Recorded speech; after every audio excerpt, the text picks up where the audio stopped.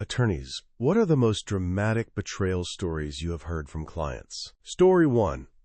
When your spouse cheats on you, physical, emotional, etc., what they are actually doing is bringing an unknown variable, the other person, into your life and the life of your kids.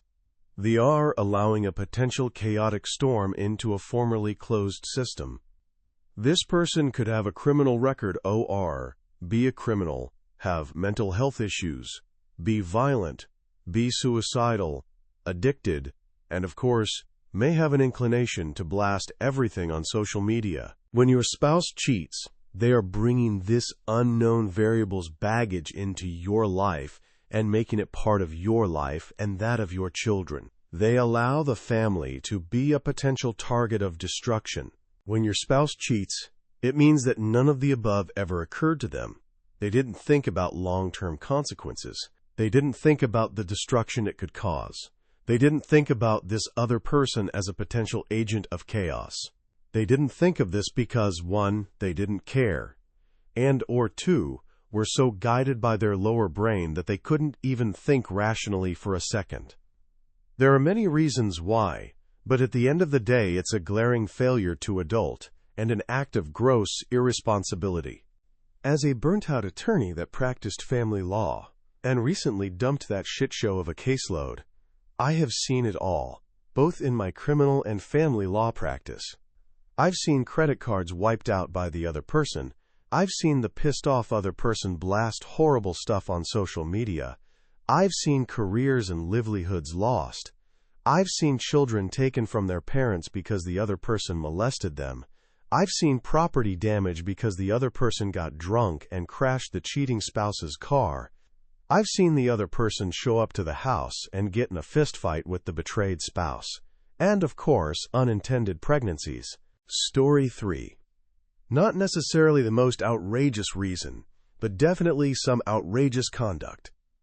The saddest divorce we were hired to do, but ended up not doing for reasons that'll become apparent, was a woman in her 50s whose husband had really just let himself go. He was over 400 pounds, just did his 3rd triple bypass, refused to do anything different, just smoked and drank all day long while watching TV. His doctors told him he was going to die in 6 months if he didn't change his behavior. He told them they were all morons and could go to hell. Meanwhile, his wife is this successful woman who makes over $10,000 a month on her hobby while making 6 figures in her normal work. She lost all respect for him, all desire, and all love for him by watching his decline. For the past few years, she can barely stand him. It also sounded like there was some verbal abuse going on, where he constantly accused her of cheating and gaslighting her while cheating himself throughout their marriage, and spending all his money on cocaine, the usual.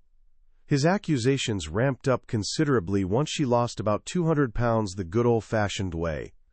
We were working on her divorce, and one of her provisions was that he keep her as the beneficiary on his life insurance for obvious reasons. She assured us he would agree to everything she suggested in the paperwork if she talked him through it. One day, we get an email from her saying to halt the divorce. Not because they were reconciling, but because he refused to keep her as the beneficiary on his life insurance if they divorced. So she stopped the divorce, so that she could get the benefits when he inevitably dies, in a few months. We've had one where the opposing party, husband, found out his old wife, late 70s, was terminally ill. He started using every tactic in the book to delay the final hearing so that she would die before their divorce was finalized, and he wouldn't have to lose anything. We just got another where the couple agreed to everything beforehand, signed documents, agreed to a dissolution and how to share custody. Now husband has a vengeance boner and wants to trash the dissolution, take everything from her, and take away their kid from her. Why? Because she told him no when he asked for their kid a full day and night ahead of schedule when she... Story 4. Paralegal for divorce lawyer. This one is morbid. We represented a guy who believed vehemently that his wife was assaulting the children. The authorities were involved. Child Services was involved. It was never clear what the truth was or if anything at all was going on, but our client was sure. He shot his wife dead at a custody exchange in front of the children, He then sat down and waited for the authorities.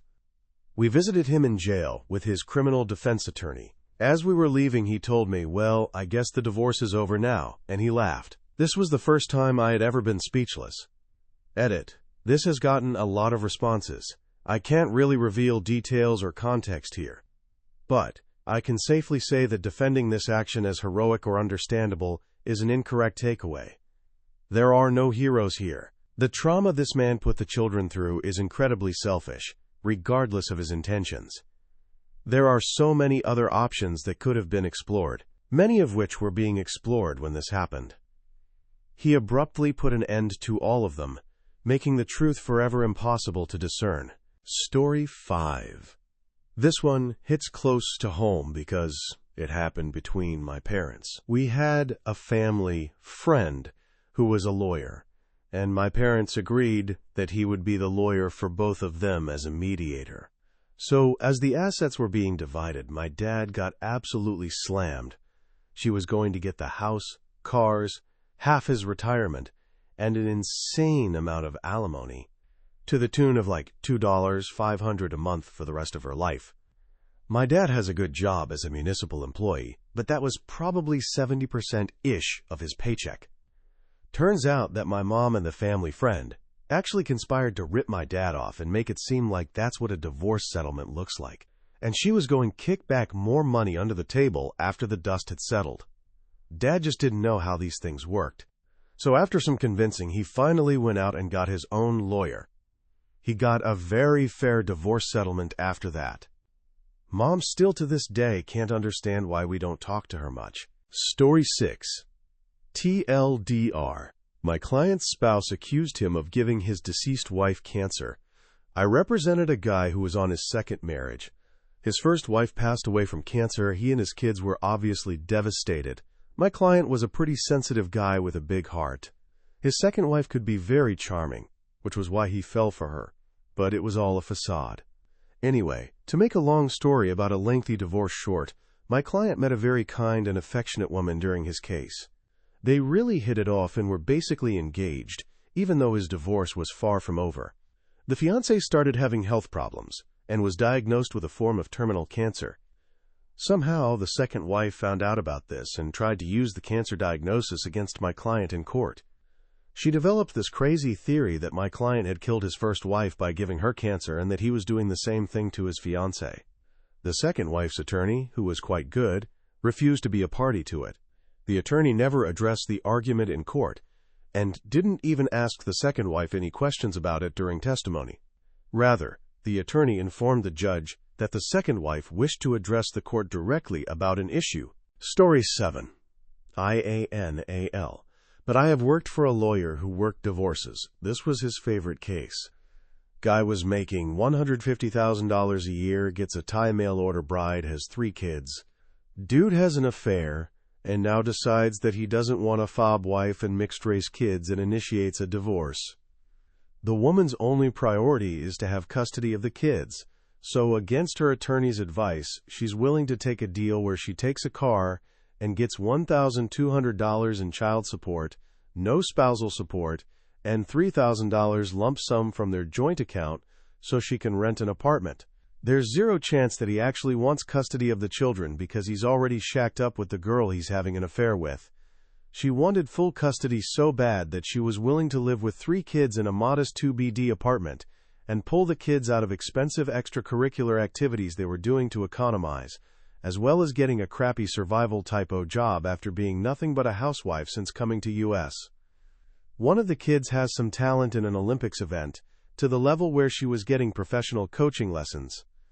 The husband takes it to the front of the judge against the advice of his own attorney, who tells him that he's nuts to turn this down because he doesn't want to give her $3,000, and figures that the judge will decide between what she wants and what he wants, not realizing that there's a formula based on income judges use to determine child support payments. At the court, the judge awards the wife the $3,000 lump sum and $1,700 child support for each kid. So because he didn't want to give his ex-wife $3,000 so his kids could have a place to live, about 50% of his take-home pay is going to his ex for the next 10-plus years.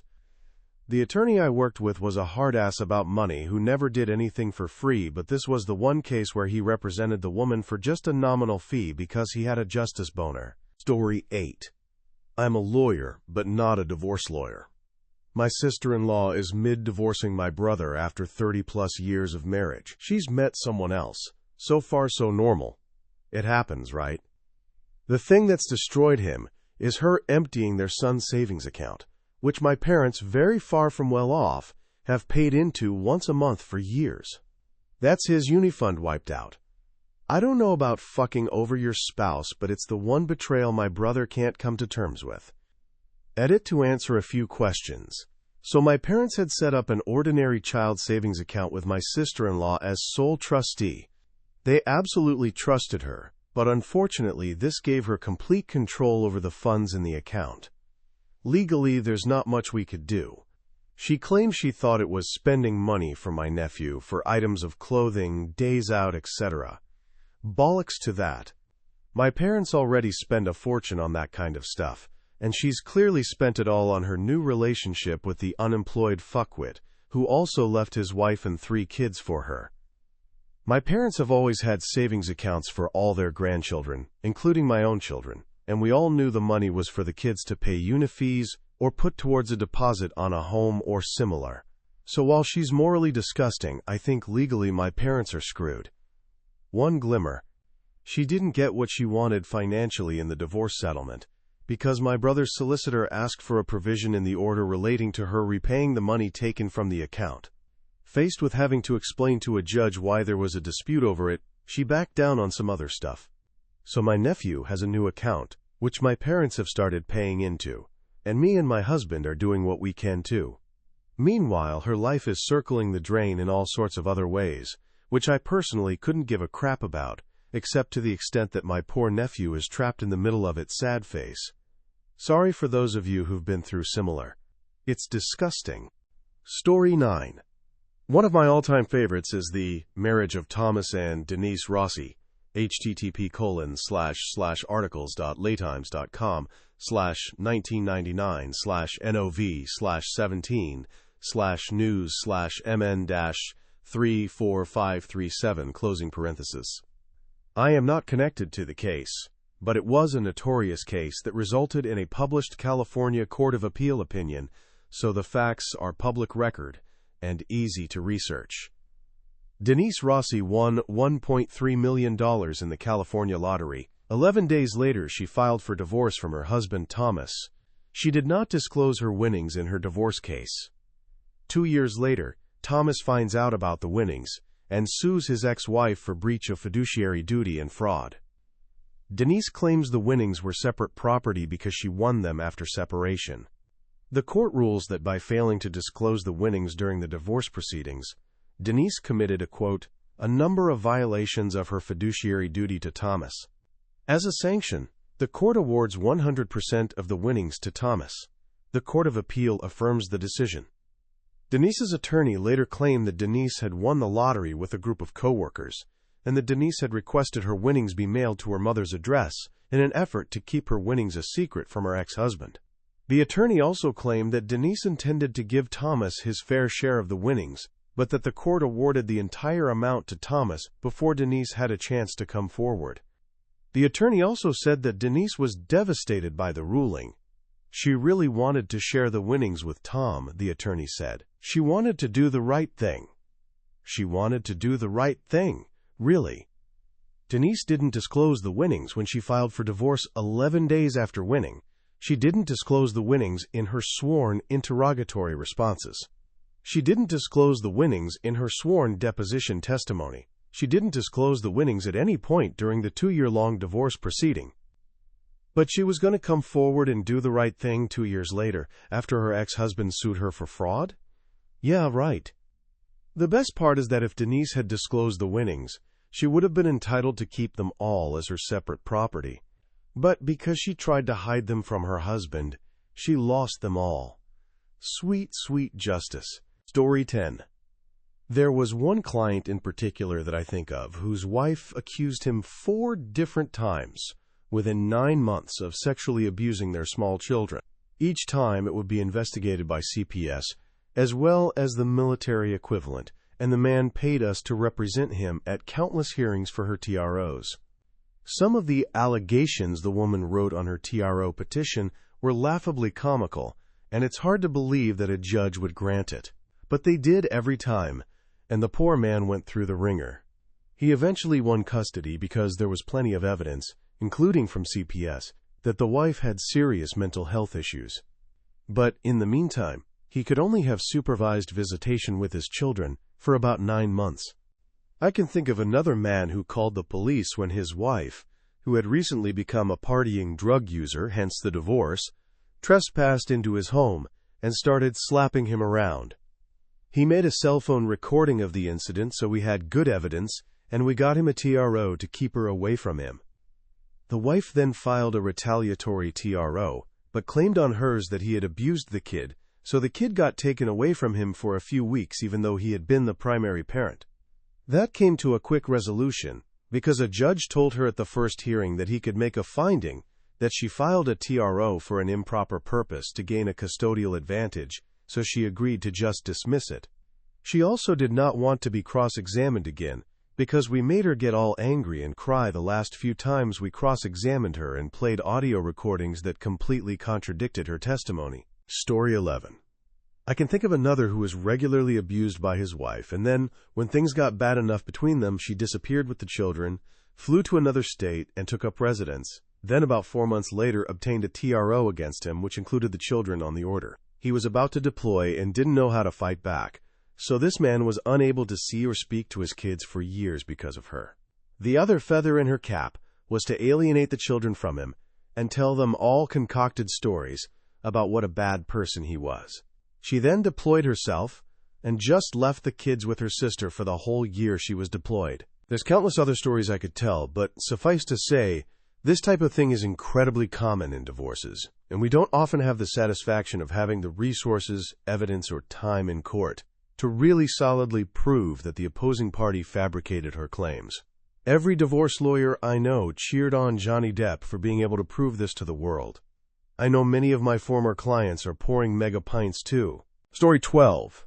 Attorney here too. Nice, well-meaning, empathetic people are prey for narcissists. This rings so true. I have a client who was accused of sexually abusing his kids. He had to go through psychological testing and was cleared of everything, but OT has cost him so much time and money. She had everyone believing her at first. Luckily, she is a compulsive liar, and eventually, everyone, including the judge, has started to catch on. Unfortunately, this has gone on for the past 2 years, and she has successfully kept him from his kids so many times, just to hurt him. She's used the COVID excuse multiple times. She's changed attorneys at the last minute to get hearing continued, lied to him about meeting at wrong locations, basically every trick in the book. She will get what's coming to her in the final trial. He's going to get full custody, and it will all blow up in her face. Can't wait to see the look on her face. Story 13. Family law paralegal here. Just a couple of my highlights. Lowlights. 1. When I first started at my current firm, I was involved in an adultery case. It was so bad that I used to joke that for my first couple of months there, I was basically being paid to surf the internet for porn. It is amazing what people post on sites like Adult Friend Finder and Online Booty Call. Not sure if any of them are still even up. This was several years ago. As part of that case, we had to take the deposition of our client's doctor. The basis of the deposition was for the doctor to testify that our client's member was not the same member that was in our client's wife's mouth in several of the pictures that had been uncovered. The court reporter, who is a personal friend of mine, still has in evidence a blue t-shirt that had been, shall we say, Monica Lewinsky'd. 2. We also had a woman that was trying to desperately become a client of our firm's. We could tell there was something off about her, so my supervising attorney kept putting off being retained by her. At one point, she called the office about several expensive paintings she claimed she had in her attic. She alleged that there were several dark-skinned Italian men down the street watching her house, and that Tom, not my boss, real name, needed to send men with guns and blue-tick hounds immediately. I know he knows some. Those quotes are from my memo on her call. Needless to say, that was the final straw for us to decline representation. I grew up in North NJ and volunteered to call up Vinny and Guido, I actually know them, and have them call off the Italians. Boss thought it was funny but not appropriate. 3. On a much lighter note, in an equitable distribution mediation with my old firm some 20 years ago, the commissioner in Chancery kept asking, "Who is this Edward Jones, and what does he have to do with this case?" He was confused by why Mr. Jones' name was all over our client's statements. I guess because that was the institution holding all the money. There are a lot more, but I don't have enough time. Maybe sometime I will write a book. For now, I will just be content to know that I work in the same office as my boss, older brother, who had an adverse party set his car on fire and drive it into that very same office after losing a show cause hearing. Anybody have any marshmallows? Story 14. I was representing a 21-year-old who had a 5-year-old daughter, and the father, who had never had custody or spent any time with her, was fighting for custody. I guess when my client was 15, she got pregnant and her 25-year-old boyfriend forced her to become a stripper because they needed money. He got her a fake ID, and she did that until she was 6 months pregnant. He was very abusive and controlling, and the police were called many times, to the point where it was just a typical day for them. They would either make him leave or her leave, but eventually they really stopped doing anything at all, even though in my state they are supposed to arrest at least one of them. A few weeks after they had the baby, he poured Everclear vodka on the baby and my client, tried to light them on fire, and also urinated on them. She got full custody at that time, and he never saw the child again. She had bad PTSD and had a service dog because of it, but was doing well otherwise. Off topic, but she was actually kicked off of her college campus one day because of the dog, and she had a $5,000 lawsuit against her college because it was a legal service dog. Anyway, 6 years later, when the child is 5 years old, the lovely father files for joint custody, and that's when she came to legal aid and how I started representing her. I was looking at his Facebook page to get any information I could prior to his depot, and there were so many pictures/memes of women with black eyes and beaten up with words that says things like, "This is what happens when my wife doesn't listen." They were pictures of drugs and just a bunch of other things that made my case much stronger. Luckily, he refused to do any of the meetings with the psychologist or to pay for it, and the case was dropped. Story 15. I represented the wife in a hotly contested manner, whereby imagine two blue-collar people who have been together since high school, where the wife took care of the household, raised the children, and the husband built up a successful contracting business, but had a tendency to chase women. Now that the youngest child was an adult and out of the house, my client decided she was tired of his falling around. The final straw for her was when she became aware that he was using his latest mistress as the exclusive realtor for homes that he was rehabbing and flipping. She went so far as to set up the mistress/realtor by having one of her friends schedule an appointment to look at the rental properties, at which point my client was waiting on the side of the property and attacked her with an umbrella. Her estranged husband, of course, heard about this, and he drove a forklift to the bar/restaurant that she would frequent with her friends on Sunday afternoons and jammed the forks into the side of her brand-new SUV repeatedly. Love is a many splendid thing. Story 16. My brother is a divorce attorney. His most memorable case, he was representing a guy in a divorce custody battle who was accused of horrific child abuse. Very graphic, very detailed depositions from the young kids against daddy. Things look grim. Then my brother, a failed actor, notices the deposition transcript done by social workers under oath contains a question at the end from one of the kids, "Did I hit my marks?" He wonders how little kids know about acting jargon. Subpoenas wife's personal checking ACCT during discovery. Sure enough, acting lessons. Deposes an extremely sketchy acting coach, and panicked coach produces DVDs of practice interrogations with the kids. Hours of coaching the kids on exactly what imaginary things to say about daddy. He says it was his one and only Perry Mason moment in 20-plus years of practice, and dad got sole custody of the kids. Story 17. My grandfather went through a pretty high-stakes divorce about 10 years ago. He founded a consulting firm in 1994 that ended up being worth several $1 million. He was married to his second wife, not my grandmother, who was his first wife whom he divorced in the 80s when he founded it. She is an executive for a large health and beauty product company. They were both very successful. When they divorced, they had been living in a very large house in an exclusive neighborhood in an affluent southern suburb. She got the house and kept her wealth that she had amassed from her company, but that wasn't it. She also wanted 51% of my grandfather's company. She didn't win that in court because she had already won more than half of the assets. I doubt my grandfather really gave a fuck about that, but I could be wrong. He just wanted to keep his company, which already made him plenty of money. Things got interesting after they separated. She allegedly hired a private investigator to stalk my grandfather. Yes, stalk. We found a tracking device attached to his car. No bullshit. He moved into an apartment for a while during the divorce proceedings. She and her lawyer eventually went to his apartment to take pictures of everything he owned. He obviously let them into his apartment. They even opened up his fridge and took pictures of the inside of his fridge.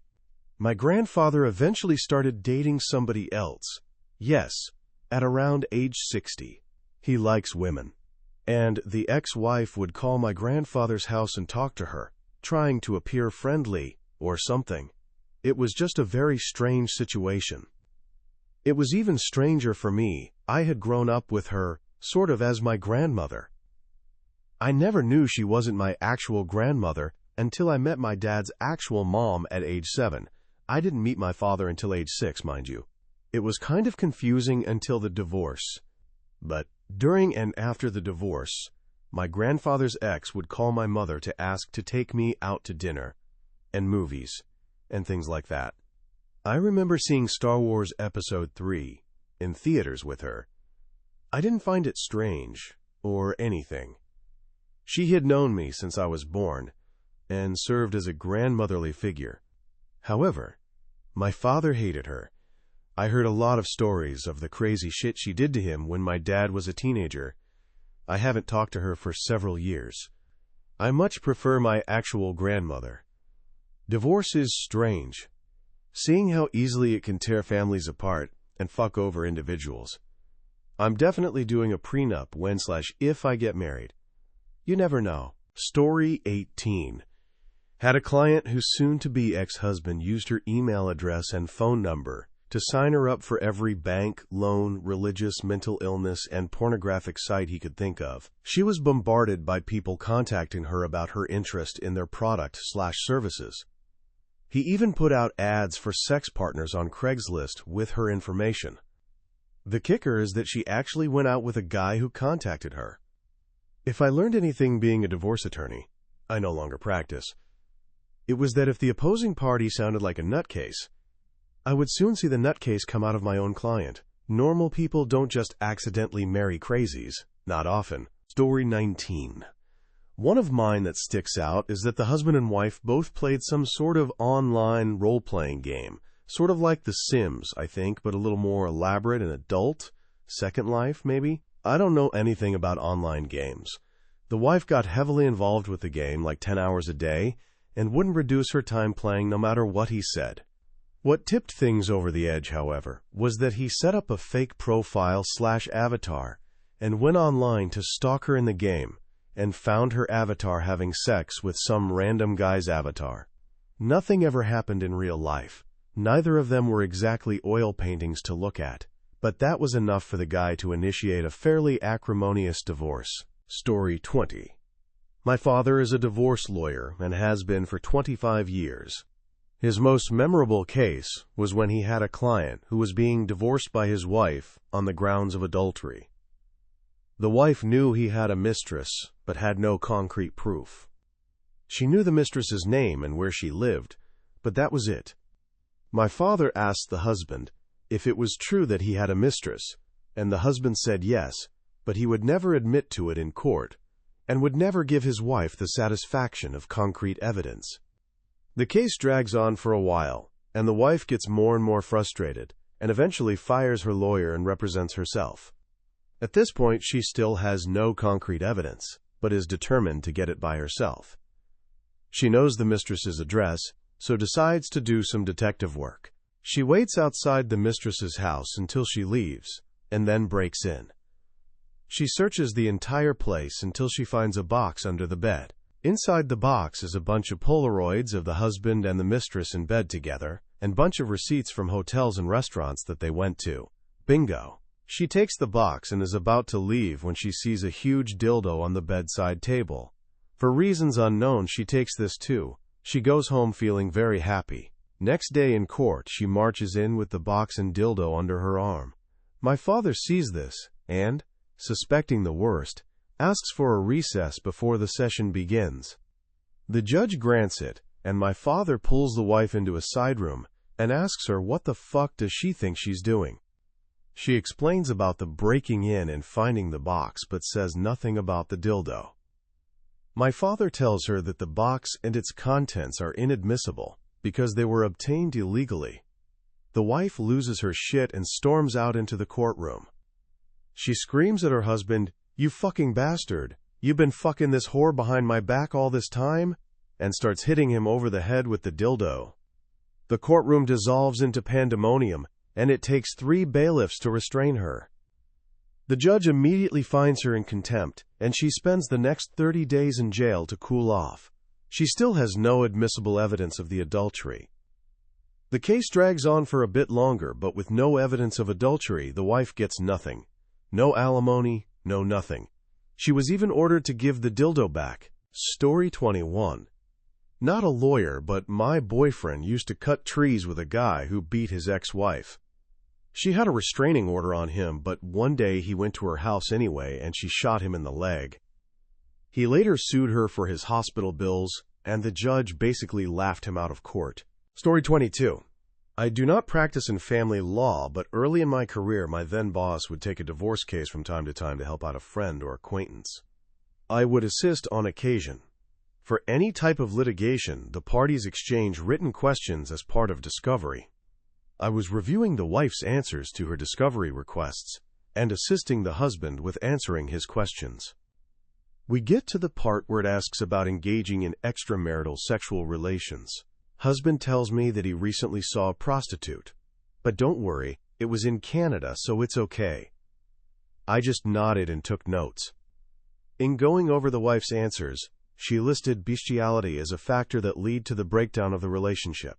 I asked husband about this, because I have to know what other issues may come to light, and tells me he got really drunk one night after they separated, called her up and told her he fucked a goat, but he swore he didn't actually do that. I was really professional and kept a straight face during the meeting, but my boss and I laughed about that for ages. Story 23.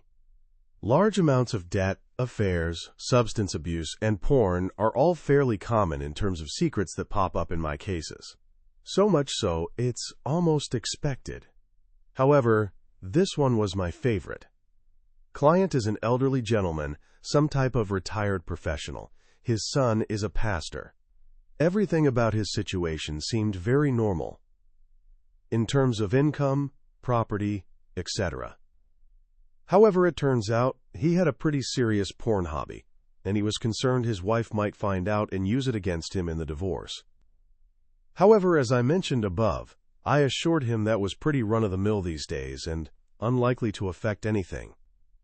He then asks if I feel the same, knowing the porn is not mainstream. I asked what he means and he looks very nervous. I wanted to make sure he wasn't referencing CP, so I pushed him on it. The guy was into goats. Story 24. Not exactly the answer you were looking for, but my parents' divorce took an ungodly amount of time, and therefore money. My mom found out about 10 years after the fact that her lawyer and my dad's lawyer were colluding to drag the case out as long as possible. Mom didn't want to have to deal with dad, so she never went after the lawyer. Too bad in hindsight. Story 25. Currently in law school, my contracts professor told us about 2 lawyers who regularly do this to their clients. He and a lot of the students thought it was the funniest thing in the world. I was horrified. Edit. And to be clear, regularly do this when the other lawyer represents the opposing client. They apparently love playing off each other. Each one just says, "Oh, your ex hired the other lawyer? Oh man, they are ruthless. We better really bring out the big guns for this one." And then they know they can really drag it out for as much as they can get. Key here is communicate with your ex, if you can. Look for lawyers that promise speed and efficiency over getting you as much as you can get. Story 26. Couple is getting divorced. Guy gets worried that she won't return the engagement ring, so he tells his attorney that he switched it for a fake without telling her. Attorney checks in with client a while later, who then asks her to stop proceeding because we're laughing again. Then she asks her client, "Did you tell her about the ring? Was she laughing then?" This other one, though. Guy doesn't want to break up with his girlfriend. She keeps nagging him about marriage, but he doesn't want to marry her. So he tells her they'll have a destination wedding on a tropical island with a local ceremony, and it will be very romantic. And they do. Except he just hired some resort staff to pretend to officiate a marriage ceremony, and no marriage contract was ever drawn up. Guy dies years later. Wife finds out she was never married and is not in the will. But really, it's not the secrets, it's the mundane bullshit. Attorney gets a fax from his client's ex-wife's attorney. Story 27. Many firms ago, second-named partner caught having an affair with his assistant. His wife also worked for the firm and was her manager.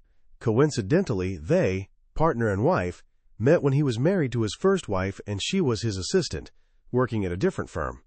Anyways, her rings got upgraded to rocks big enough to sink the Titanic, and as far as I know, they're still married. Story 28. This is all third hand, so I may have some of the details wrong. One of the married partners was getting pretty friendly with one of the Summers. Then they had a summer outing, a mini retreat of sorts, and they were spotted going into a hotel room together. While most were critical of the partner, some joked, "What if it's true love?" Funny thing is, 10 years later, they, the partner and the Summer, were still together, though both had left the firm long ago. Story 29. Named senior trial partner had an affair with a married employee of an insurance company client. The married woman's husband found out, and she told him she was brainwashed and raped by the partner. This clearly wasn't the case, since it involved multiple lavish trips to Hawaii. The husband would look at the firm website and email associates about how we work for less than insert name greater than the rapist, usually at 2 a.m. when the guy was clearly at the bottom of the bottle. This went on for years. Any new associate would get an email. The guy would even change his email constantly so it couldn't be blocked. Story 30. Partner was concerned he was getting pushed out of leadership positions. Turns out his wife, also a partner, was sleeping with the managing partner of the firm. Not at my firm, but this was big news in Boston at the time.